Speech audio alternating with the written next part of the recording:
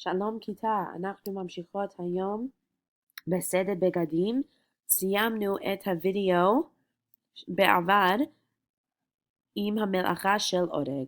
הסברנו את ההכנה של הנול להריגה והסברנו איך שאורגים יריעה בשביל המשכן. הסברנו את כל השלבים שאתן רואות פה. עכשיו נמשיך עם זוגות של הפכות. Pairs of opposites. אנחנו נראה 3 זוגות של הפכות בהמשך של הסדר הזאת. וההתחלה של הזוג הראשון היא אורג, שכבר עשינו. אז מהי ההפך של אורג? פוצע. פוצע זה אומר to unravel, או להוציא דבר עירוג. פירוק דבר עירוג או קילוע לחוטים. זה אומר לפרק, דיברנו על זה בסידור דפת. זה מדבר על ההפרדה של משהו, or the removing of something, the taking out of something, the undoing of a דבר עירוג, a woven item, או קילוע לחוטים, or unraveling something into threads. Okay, פה אנחנו רואים את הקילוע, היא מוציאה את החוט הזאת, אולי זה הסבע הלא נכון, והיא רוצה להוציא את זה פה. למה הם היו עושים את זה בבניין המשכן?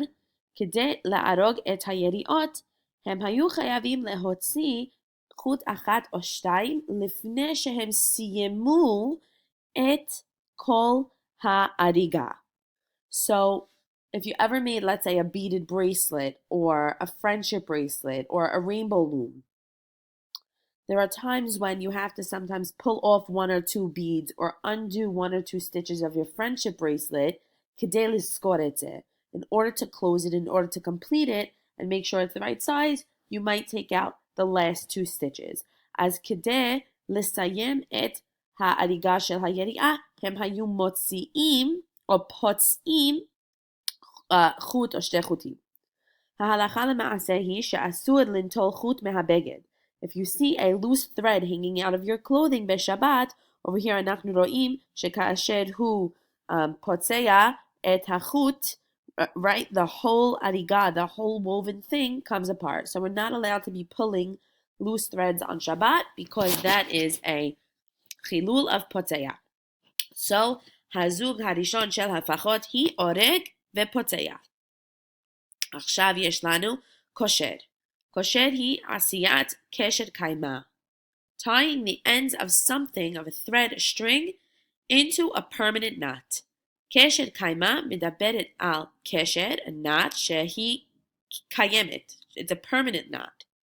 למה הם היו צריכים לקשור דבר? כדי להכין את החוטים לתפור. So כאשר הם היו מתחילים לתפור, בחוט הראשון שלהם הם קשרו קשר קיימה. So here I'm pretty sure you guys know how to tie a knot, but this is what we're going to see here. As you can see, the thread has a small knot at the end with about 1/8 of an inch tail after it. This is for keeping the thread secured on the fabric as you begin. I'm going to go ahead and create a knot. Wet the fingers just a bit. Wrap the thread around your forefinger, and underneath make sure you have a little bit left over. Don't put it at the very end. Roll your thumb over your forefinger, and then pull your left hand through. Okay, that was a very cool technique for knotting a thread. שכחתי שיש לי גם וידאו בשביל פוצע, so let's just go back to פוצע for 1 minute. פה אנחנו נראה שהיא עושה פוצע כדי לתקן את מה שהיא סירגה. She's actually crocheting, not weaving here, but same idea. I'm going to show you a few different ways to unravel your work. You have to do this sometimes when you find that you have a mistake somewhere back here. The first one is just to take each stitch off, stitch by stitch. And to do that, you go under the stitch and you just pull it off. Again, go under the stitch, pull it off. Under. Okay, So אנחנו רואים פה שהיא פוצעת את הבד כדי לתקן את זה. So she's not undoing it just to leave it destroyed, rather she's doing it in order to complete the object. ואנחנו נראה את ה-theme הזאת בזוגות שלנו. So the first one of Oreg and Potzeah, היא פוצעת כדי להרוג. Now we are up to Kosher, and I just showed you how to tie a knot כדי לתפור.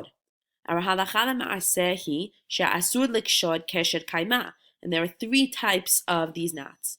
One is a kesher oman, a craftsman's knot. That could refer to a sailor's knot, a hunter's knot, somebody who's trapping animals. There's specific types of knots that they tie. These are all professional types of knots that are asur to make on Shabbat. A permanent knot, זה מה שאנחנו עושים בחוט כדי לתפור. גם עושים את זה sometimes when we knot our shoes in a double knot, that makes it more permanent. So this type of knot, you can't just pull on it and it will undo. It will not undo unless you use both hands to permanently undo it. אבל מותר לנו לקשור a slip knot, a knot like this where you pull it and the loop comes out. A necktie, because a necktie we're going to see in a moment is simply, under and over. It's not really making a knot.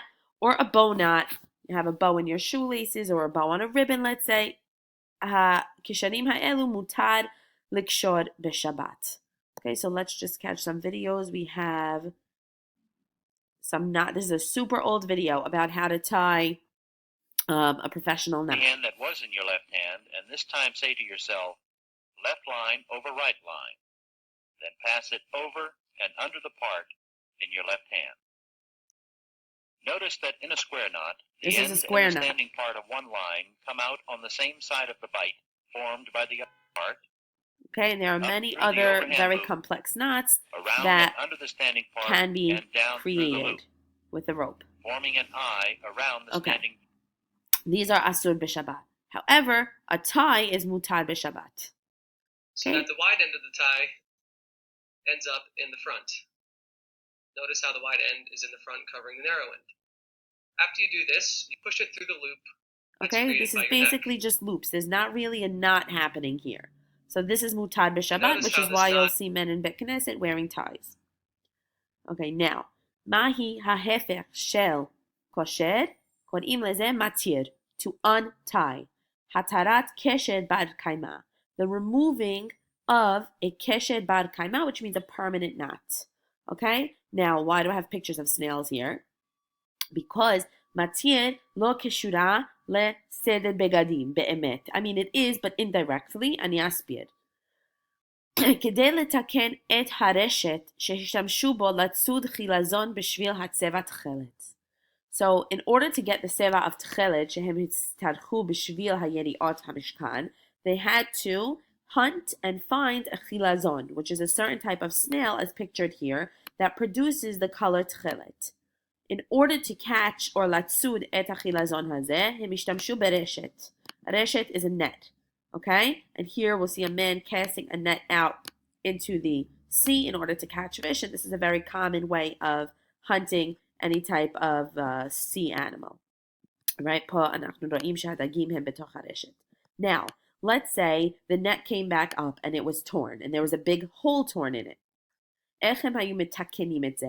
הם היו צריכים להתיר כמה מן הקשרים האלו, to undo some of the knot in order to repair the net. So let's look at that here.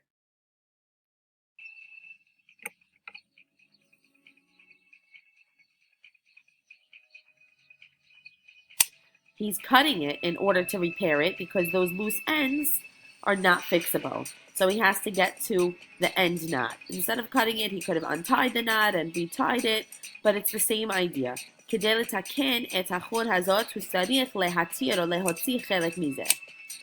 Okay, let's see if we could scroll up to the mending process, right? It has to connect to all the knot areas. So everything that was extra had to be undone.